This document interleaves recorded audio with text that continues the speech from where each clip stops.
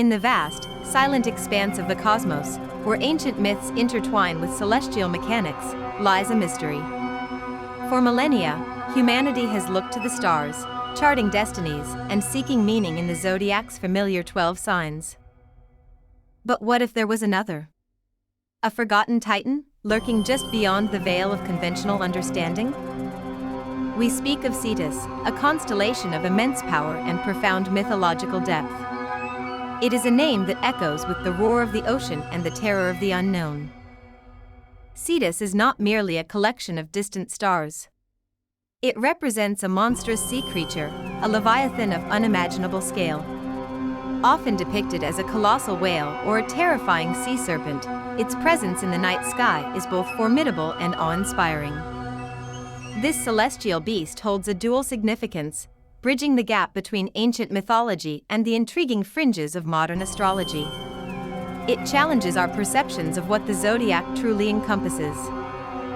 Its story is one of primal forces, divine wrath, and the fragile fate of mortals caught in a cosmic drama.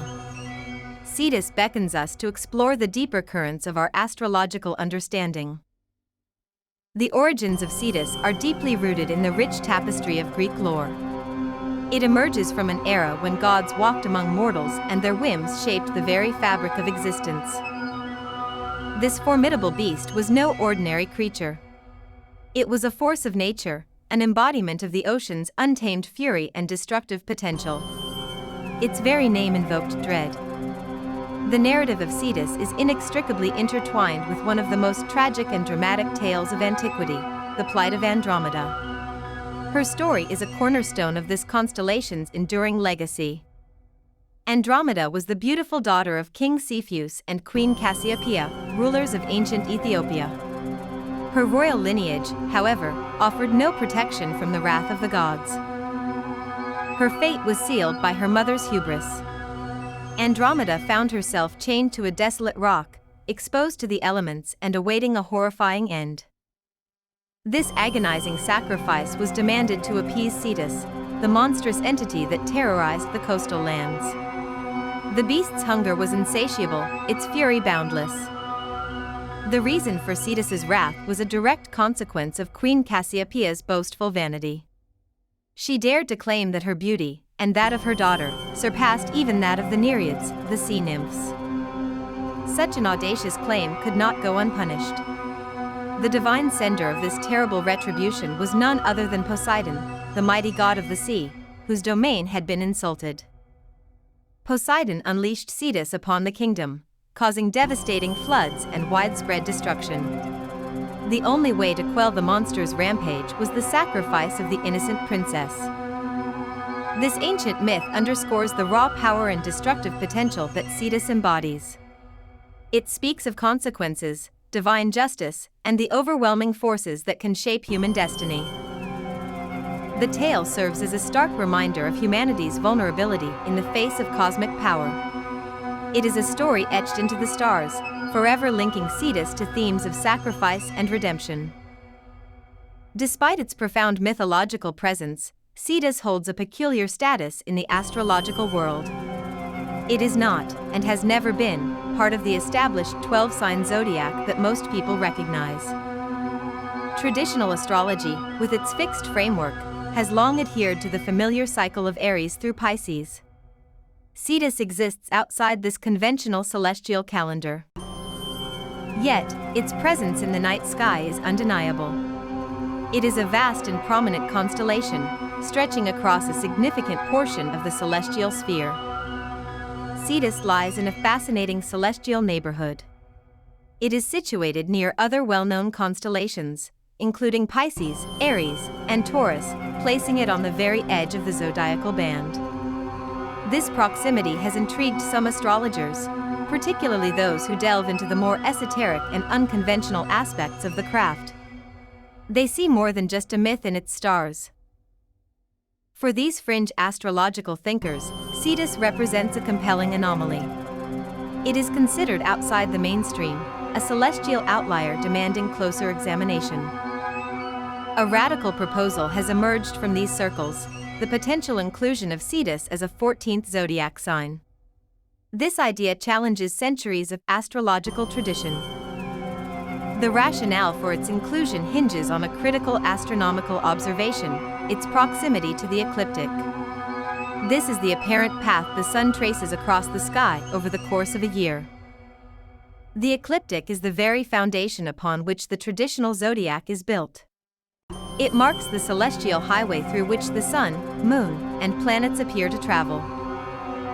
While most constellations of the traditional zodiac lie directly on the ecliptic, Cetus presents a unique case. It briefly crosses this vital celestial pathway. For a short period each year, the sun appears to pass through a small portion of the Cetus constellation. This astronomical fact fuels the argument for its astrological significance. Advocates for Cetus's inclusion consider this interaction with the ecliptic to be profoundly significant. They believe it imparts a distinct, albeit subtle, influence on those born during this period. This brief transit, they argue, is enough to warrant its consideration as a legitimate astrological factor. It suggests a hidden layer of cosmic influence waiting to be understood.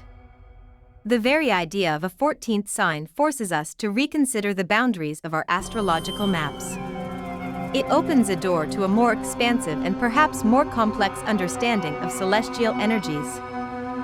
Should Cetus ever gain wider acceptance as a zodiac sign, its implications for astrological charts would be substantial. It would introduce an entirely new layer of interpretation. The core associations of Cetus are deeply resonant with its mythological roots. It speaks to chaos, the untamed forces of nature, and the overwhelming power of the deep. It also delves into the depths of the unconscious mind, representing the hidden fears, primal instincts, and submerged aspects of the psyche. It is a sign of profound inner turmoil and transformation. The inclusion of Cetus would introduce new dimensions to personality analysis. It would offer a lens through which to understand aspects of the self that are often overlooked or suppressed. Individuals with a prominent Cetus placement in their birth chart are believed to possess a complex inner world. Their emotional landscape may be vast and often turbulent. They might grapple with powerful, sometimes overwhelming, internal forces.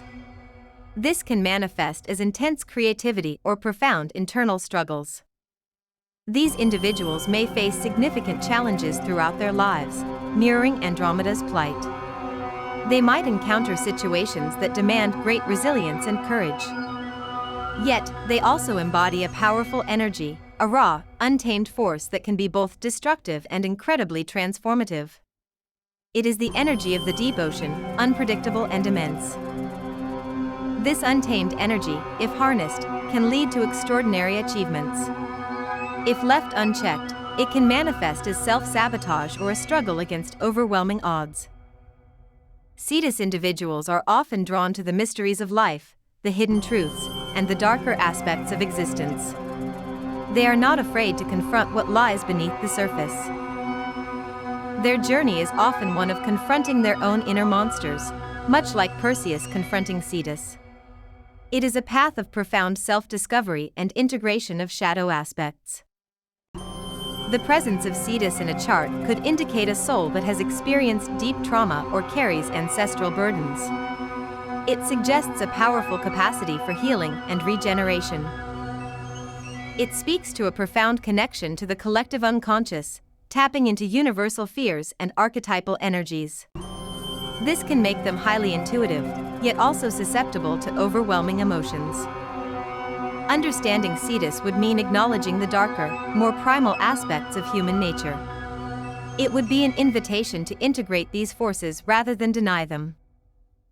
Despite the compelling arguments and intriguing possibilities, Cetus remains a fringe concept within the broader astrological community. Its acceptance is far from universal. Traditional astrology, with its long-established canons and methodologies, does not recognize Cetus as a valid zodiac sign. It adheres strictly to the 12-sign system. The interpretations surrounding Cetus are highly subjective and vary significantly among the alternative astrologers who do consider it. There is no unified consensus on its meaning. Consequently, the level of acceptance for Cetus as a 14th zodiac sign remains limited. It is largely confined to niche circles and experimental astrological practices. However, its existence and the ongoing discussions surrounding it offer a broader significance. It represents a compelling exploration of the hidden depths of the human psyche. Cetus challenges us to look beyond the familiar, to question established norms, and to consider the vast, unexplored territories of astrological knowledge. It embodies the potential for astrological expansion beyond the familiar. It reminds us that the cosmos is infinitely complex, and our understanding of its influence is ever-evolving. The stars hold more secrets than we can ever fully comprehend. Whether Cetus ever gains mainstream recognition or remains a whispered secret among esoteric practitioners, its story continues to resonate.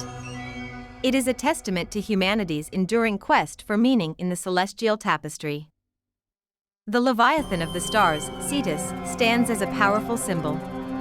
It represents the untamed, the unconscious, and the profound mysteries that lie both within us and in the boundless universe above.